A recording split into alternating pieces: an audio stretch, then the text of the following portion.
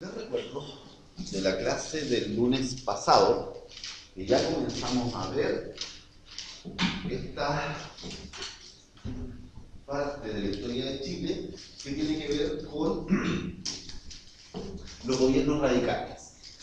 ¿Se acuerdan que yo les comenté que en el fondo la Constitución de 1925, sobre todo la llegada del segundo gobierno de Arturo Alessandri, significó básicamente el fin de la oligarquía, es decir, el fin de esta clase social que abarcaba o acaparaba tanto el poder político como el poder económico en Chile. Durante todo el siglo XIX y hasta los años 20, de 1920, ¿quién gobernó Chile? La oligarquía, es decir, la clase social alta, que también tenía el poder económico, los dueños de los fundos, los dueños de la minera, de la salitrera, etc. Esta clase social. Pero ya a fines del siglo XIX, lo hemos visto desde el año pasado, empieza a impulsarse en Chile la clase media. Ustedes saben que existe lo que se llama las clases sociales, ¿cierto? Clases sociales.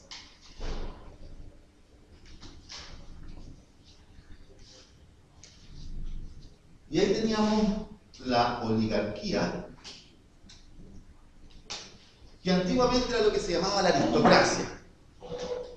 Aristo, alto, gracia, poder. Era la definición un poco de esta palabra griega, que era la aristocracia. Aquí en Chile hablamos de la oligarquía, porque, como les digo, concentraba hasta el siglo XIX y principios siglo XX, concentraba el poder, adelante, político, religioso, cultural, económico. Era la gente que vivía en las mansiones, era la gente que viajaba a Europa en esa época, en barcos. Ahora la gente que de clase alta, que si yo va a Europa, va por un mes, 3 semanas, un avión, qué sé yo, imagínense en esa época en barco, el puro viaje demoraba 20 y tantos, 30 días. Por lo tanto, se quedaban por mucho más tiempo, se quedaban un par de años. Y luego volvían y traían muchas cosas, todas las tradiciones, sobre todo francesa. Chile copiaba mucho la cultura francesa. Por eso tenemos la estación central, por ejemplo. La estación central fue construida, todos los cierres de la estación central, etc., fue construida en los talleres de Eiffel, que es de la Torre Eiffel, en París. Nuestra arquitectura imitaba las costumbres de la clase alta. Bueno, con estos gobiernos, a partir de Arturo Alessandri, esta oligarquía va a tener que compartir el poder político, porque aparece con mucha fuerza. Voy a golpear al revés, todavía para un experto, ¿no? Que surge con mucha fuerza la clase media. ¿Cuándo? Principios del siglo XX. Ya venía manifestándose de antes, pero principios del siglo XX es cuando ya podemos hablar de que aparece esta clase media en Chile, que es la mayoritaria que tenemos hoy en día. Hoy en día más o menos el 80% de la población en Chile es clase media. ¿Quién es la clase media? Oficiales del ejército, oficiales militares, voy a poner porque voy a hacer del ejército, de la armada, después aparecen carabineros, la fuerza aérea. Profesionales, es decir, la gente que empezó a ir a la universidad, profesionales, y ahí aparecen los periodistas, abogados, arquitectos, ingenieros, ya no voy a dar todas, ¿cierto? Pero se entiende la idea, doctores, profesores, que son más o menos las carreras que más se estudiaban en Chile de la primera mitad del siglo XX, en una universidad que en esa época era gratuita. Existían poquitas, la Chile, la Católica, la de Concepción, pero eran gratuitas. Ahora eran gratuitas, pero las clases bajas no llegaban a la universidad. ¿Ya? Era gratuita, pero se estudiaba ahí la clase media y la clase alta. Y obviamente, si tenemos una oligarquía media, tenemos una clase baja. Clases bajas, lo que llamamos los pobres.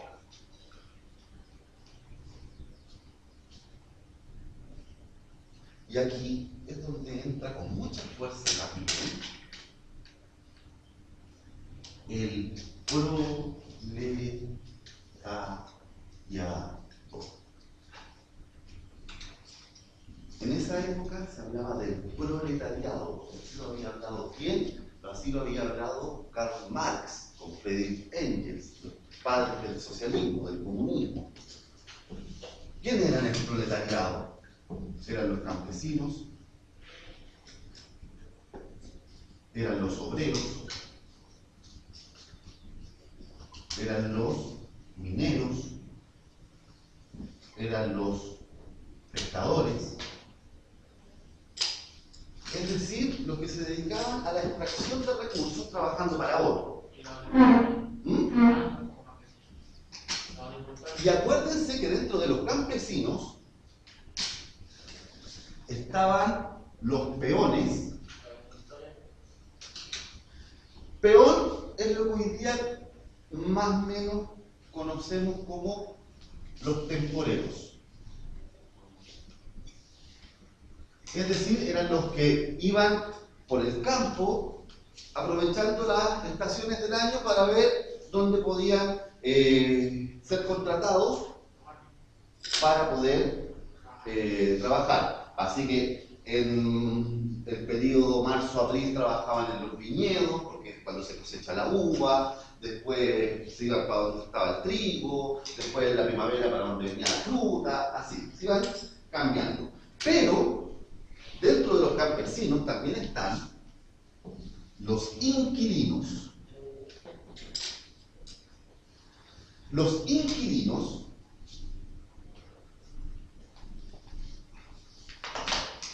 bueno, en general, para cerrar un poco la idea de los peones, los temporeros, obviamente sin contrato de trabajo, sin nada, muchas veces les pagaban con productos, algo que está prohibido ahora en Chile. Claro, pues sí. Ya, vente a trabajar conmigo, no te preocupes, vamos a cosechar las papas. ¿Y qué me va a pagar? Te lleváis 2 sacos de papas. Así, esos productos que le pagaban con productos. Pero y las papas nomás, ya bueno, te lleváis una garrafa de chicha. Ah, ya bueno, ahí voy a hacer. ¿Ven? Les pagaban así, con trago, con comida, o algunas monedas.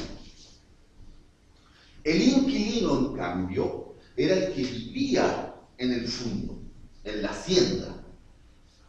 En esta época todavía, porque lo vamos a ver más adelante, existían en Chile los grandes fondos de esta familia de la oligarquía. Enormes, enormes. Ubican donde está el Plaza Tobalaba, ¿cierto? Ese era el fondo de los toros. Partía ahí y terminaba en Vicuña Maquena. O sea, tomaba toda esta parte de Puente Alto, un poquito más al norte, era el fondo de los toros. Eran viñedos, habían viñas, como las que hay por San Carlos hacia abajo, ¿cierto? Por Coconal hacia abajo, cuando uno va a hacer acceso sur, que todavía queda. Bueno, seguramente van a desaparecer en poco tiempo porque van a construir casas. Pero bueno, imagínense que eso dentro de Santiago, imagínense para el sur, el tamaño de las haciendas. Ahí como eran tan grandes, se tenían inquilinos, que eran campesinos que vivían en el fundo.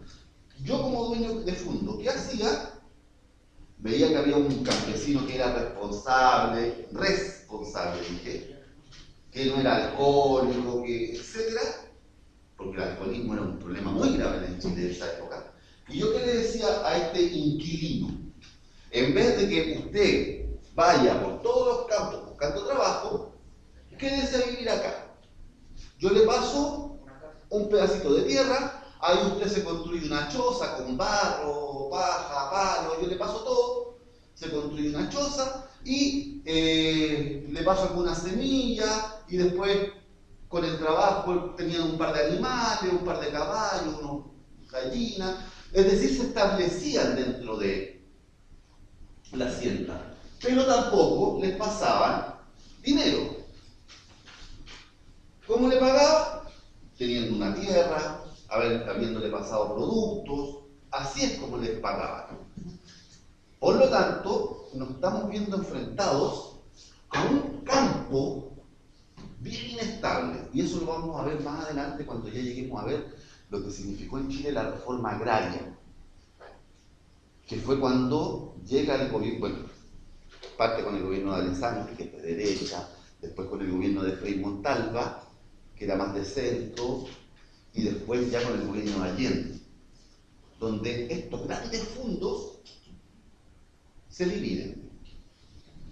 Obligatoriamente el Estado, que es una palabra que también vamos a hablar mucho más adelante, que se llama expropiar. Te expropia el terreno. Así que estos grandes fondos, porque ¿qué pasaba? Yo tenía un fondo que era del tamaño de todo Santiago, imagínense, allá para el sur. De todo lo que conocemos más o menos que es Santiago, ese era mi fondo. Yo era el dueño. Mira, están preocupando de que el fondo rindiera lo máximo, si era tan grande. ¿De qué me preocupaba yo? De mantener mi estilo de vida, mantener mi dinero, qué sé yo, mi poderío económico, y con plantar en Puente Alto nomás me alcanzaba. ¿Y qué pasaba con el resto del fondo? Ahí quedaba. Por lo tanto, tuvo que venir una política de expropiación, es decir, empezar a achicar los terrenos, para que hubiese más dueños. Y al haber más dueños, iban a trabajar la tierra, porque iba a ser un pedazo más pequeño. Esa es un poco la dinámica, pero ya la vamos a trabajar bien adelante. En este tiempo, entonces, el campesino, súper mal. ¿Se acuerdan que hablamos ya de las primeras leyes laborales a principios del siglo XX, en la década del 20, con el primer gobierno de Alessandri? ¿Se acuerdan que vimos que obreros, mineros, pescadores, que se empieza a prohibir el uso de fichas, que hay que tener contrato de trabajo, que hay que tener descanso dominical, jornada laboral, se ordena el trabajo infantil, las licencias médicas, los seguros médicos, seguros sociales, etcétera, etcétera? Eso lo consiguen estos trabajadores. El campo todavía no. El campo se va a demorar hasta los años 70, 60. O sea, se va a demorar, va a llegar atrasado 40, 50 años a lo que ya algo tenían los obreros, algo. Chiquillos, las condiciones de vida empiezan a mejorar en este periodo que estamos viendo, después del segundo gobierno de Alessandri. Acuérdense que antes de eso, Chile tenía una de las tasas de mortalidad infantil más altas del mundo. O sea, estábamos África, Chile, básicamente. De mortalidad infantil es uno de los principales medidores del desarrollo hoy en día mundial. ¿Qué tan desarrollado este país? Bueno, cuánto vive la gente, cuánto es su ingreso, pero también la mortalidad infantil. ¿Cuál es la mortalidad infantil? Todo aquel niño que nace vivo y muere antes del año, de cumplir un año. A eso se le considera mortalidad infantil. Ya después del año No se considera mortalidad, no se cuenta. Se cuenta el primer año de vida. En Chile, más o menos, morían 30 niños de cada 100 antes de cumplir un año. O sea, yo tenía 3 hijos, lo más seguro es que uno se me iba a morir antes de cumplir un año. ¿Por qué razón? Porque las condiciones de salubridad eran horribles, asquerosas. Hemos visto, yo les mostré imágenes el año pasado de lo que eran los conventillos. ¿Se acuerdan estas casas? Que era un patio central y allá, habitaciones. Y esas habitaciones no tenían baño. O sea, era una habitación. Ahí yo ponía un colchón o un poco de paja. Al lado tenía un brasero y cocinaba afuera, en una cocina generalmente común entre todas las familias de cada habitación. Y en esa habitación, que eran la mitad de esto, vivían 8 personas. O sea, imagínense lo que era en esa época, en Chile, lo terrible que era. Primero, la promiscuidad. Es algo que no se habla mucho como en la historia oficial, pero hoy día lo conocemos como abuso sexual infantil, incesto. Imagínense en esa época con 8 personas durmiendo en la misma cama. O sea, se empezaban a dar relaciones entre hermanos, entre padres e hijas, más el alcoholismo. El alcoholismo, de hecho, en esa época, ya ni siquiera hablando del alcoholismo adulto, en esa época casi la mitad de los niños eran alcohólicos.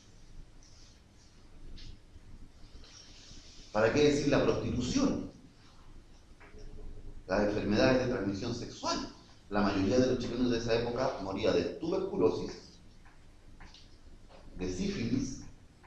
La tuberculosis no es una enfermedad de transmisión sexual, por si acaso, pero era una enfermedad de los pulmones que era muy contagiosa y que se podía contagiar no solamente estando en el mismo espacio, sino que compartiendo, qué sé yo, un vaso, cualquier cosa,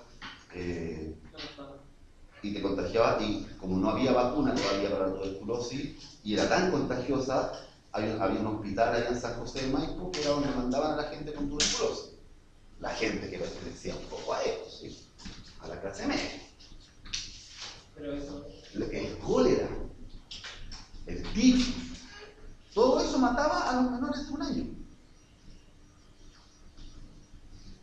Las condiciones en las que vivían los pobres, en las que nacían, la mayoría de los pobres nacían en sus casas. Había muy pocos hospitales en Santiago. Santiago, la capital de la República de Chile. O sea, imagínense lo que era de Puente Alto hacia allá. Imagínense lo que era en el campo. O sea, si en Santiago las condiciones eran malas, imagínense. Por lo tanto, entonces tenemos unas... Pero esto se fue mejorando. Y aquí es donde borro y hago el corte.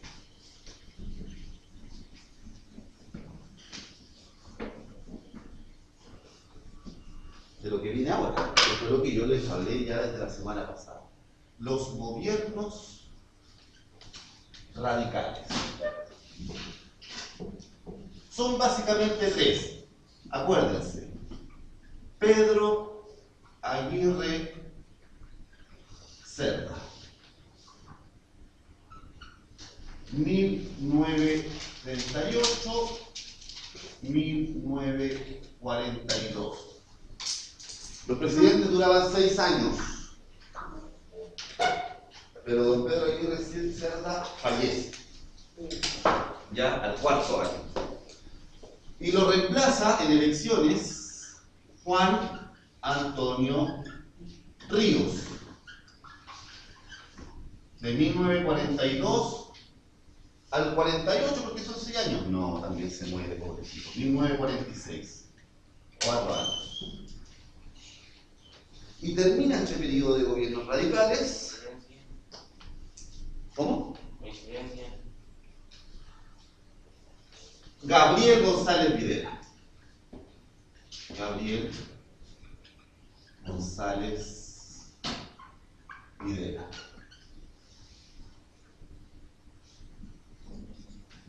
Y él sí va a terminar su periodo 1946-1952. Y después del 52 va a volver un viejo conocido nuestro, Carlos Ibáñez del Campo. Ya viejito, pero va a volver Carlos Ibáñez del Campo, del 52 al 60. Perdón, del 52 al 58, no 6 ahí, no 8. Ya. No, pero no es para los otros, porque son... Esos son los gobiernos radicales. ¿Qué características tienen?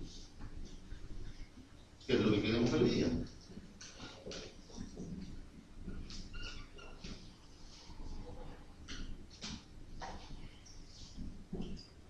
Uno,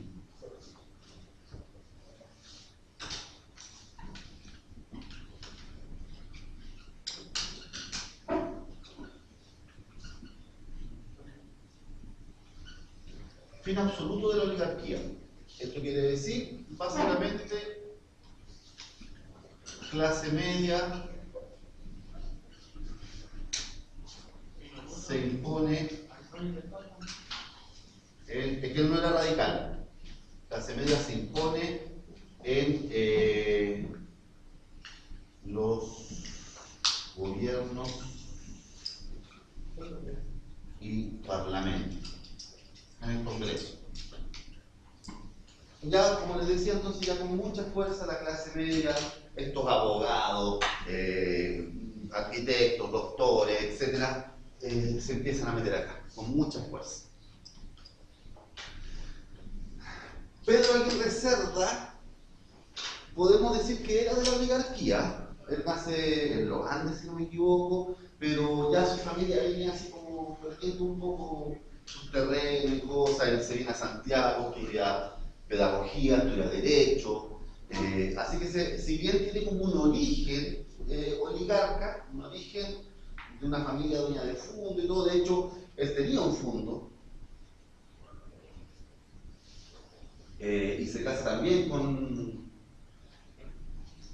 una mujer que también venía un poco de este mundo, pero ellos son más profesionales, más dedicados a su profesión, y él se transforma en político, ¿cierto? Y llega entonces. Él tenía un dicho muy importante. Él decía: gobernar es educar. Así que como segundo punto, importancia a la educación. Ellos realmente se preocupan de abrir escuelas, de abrir colegios, de que la educación llegue y que se cumpla lo que se había aprobado en la década de los 20, que era la instrucción primaria obligatoria. Es re fácil decir, ya, hasta cuarto básico es gratuito y obligatorio para todos los niños de Chile. Es re fácil decirlo, pero si no hay colegio, y claro, en Santiago iban a ver, pero si no hay colegio en Cauquenes, si no hay colegio en Linares, si no hay colegio en estos pueblos, Villorrios, chiquitos del sur o del norte, ¿de qué sirve decir que es obligatorio si no tengo dónde mandar a mi hijo? Bueno, ellos se encargaron de esto que ya venía de hace 20 años atrás, que era que era obligatorio hasta el cuarto básico, se cumpliera. ¿Cómo? Formando más profesores, porque tampoco sirve nada que haya colegio y no haya profe. Formando más profesores, abriendo más colegios y escuelas en todas partes de Chile. De eso se encargó mucho don Pedro Aguirre Cerda. Por eso esto del gobernar es educar. Ellos se dieron cuenta que no sacábamos nada con ser un país que intentara crecer económicamente, así que no se empezaba a educar bien a la población.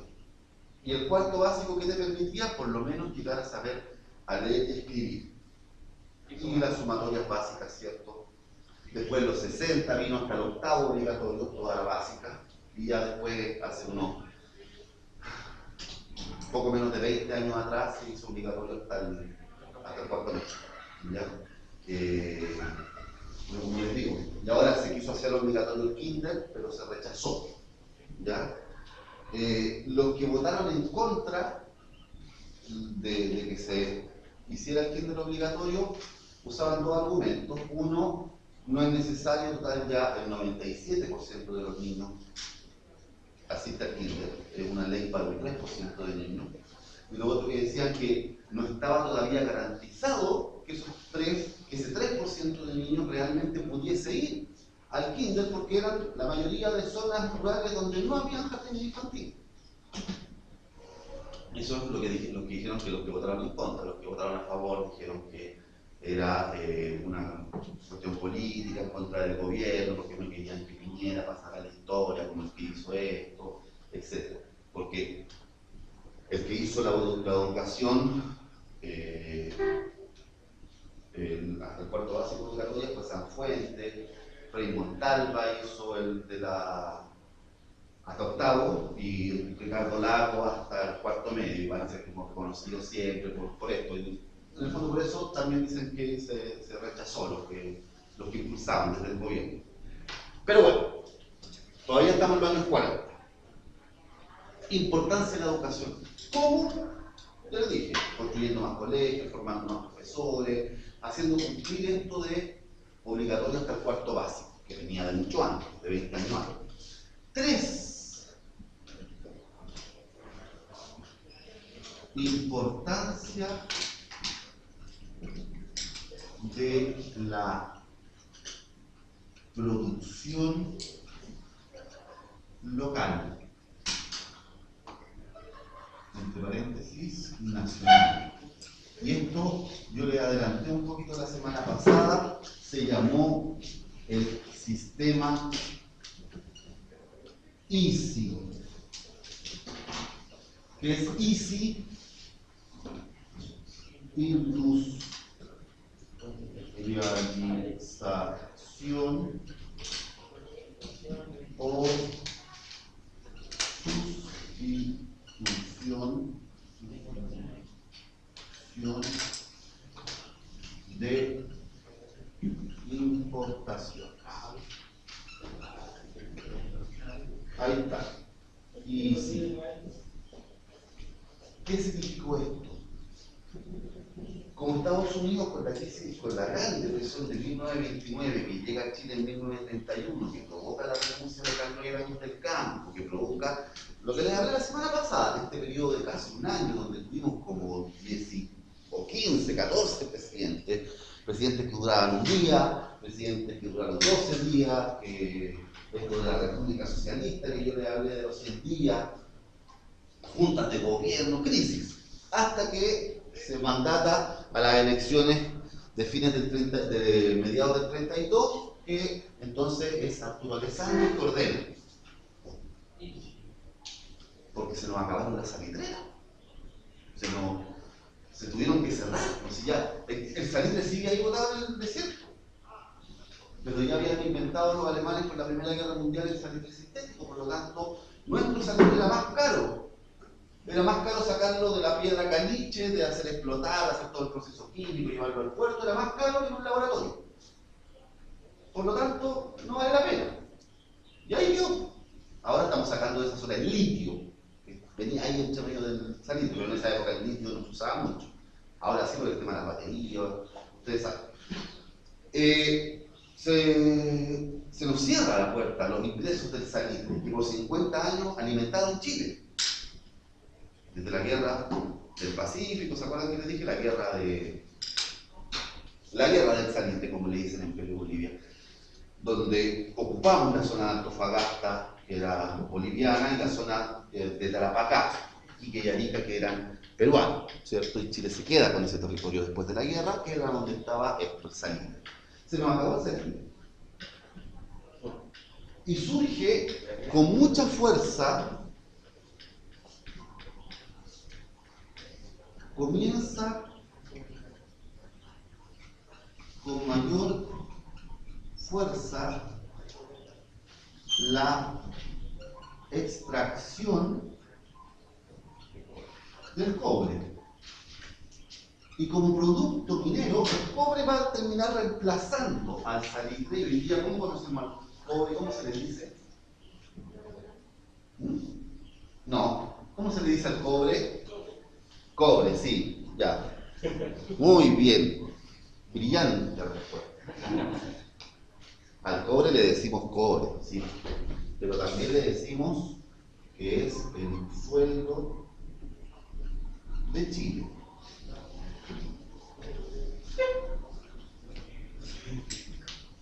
Hasta el día de hoy, 2021, con toda la tecnología mundial, con la globalización, con todo lo que existe, seguimos siendo un país que vive de picar la tierra.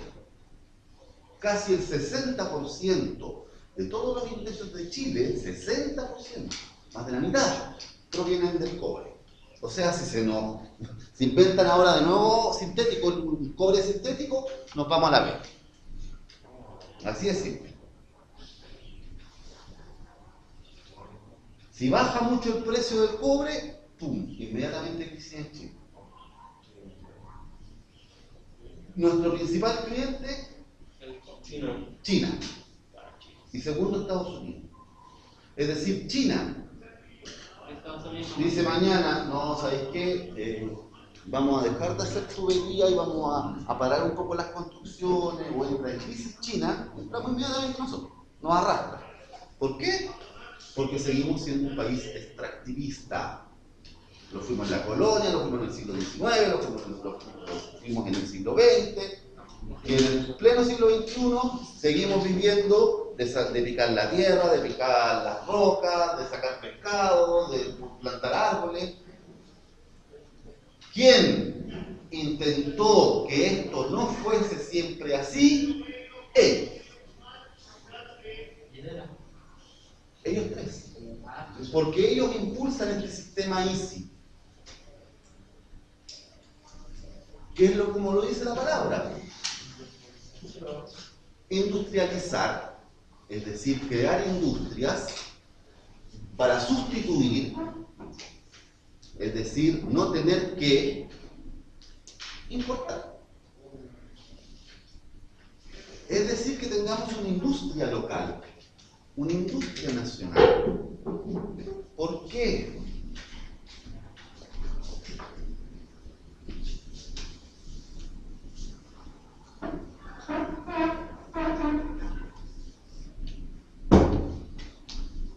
Síganlo como punto aparte si quieren, chiquillos. Yo lo voy a poner aquí un asterisco.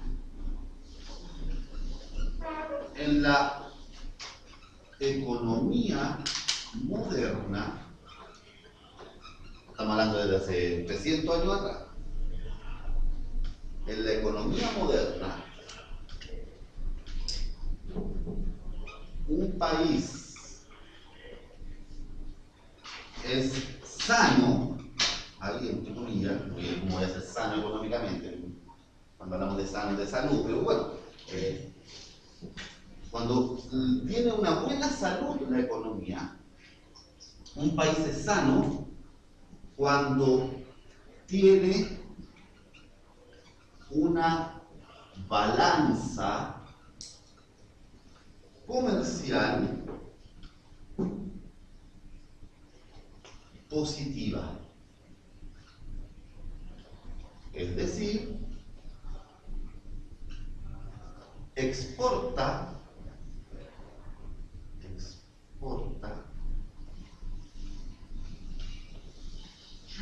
más que lo que importa. Es decir,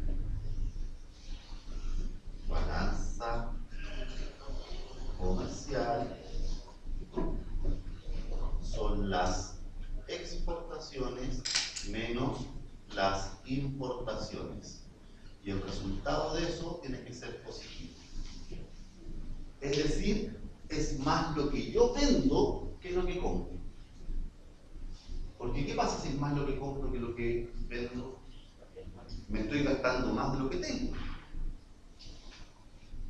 Si yo, trabajador, gano 500.000 pesos mensuales y para vivir necesito gastar 700.000 pesos mensuales, ¿qué hago? ¿De dónde saco esos 200.000?